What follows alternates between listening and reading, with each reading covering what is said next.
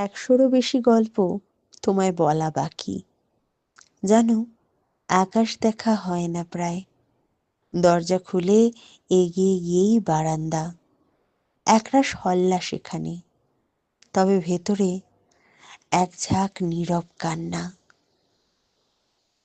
হাসির শব্দে ঘরে টেকা দেয়। সময় নিয়ে দেখি সে হাসিতে আনন্দ মাঝে মাঝে কম পড়ে। লেখার প্রতি এতটা মায়া, এতটা আগ্রহ দেখে নিজেরই খুব ভালো লাগে।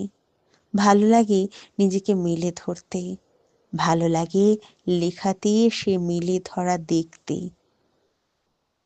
একরাশ অট্টহাসিতে মুখের আদল কখনো চেনা, কখনো বা অচেনা।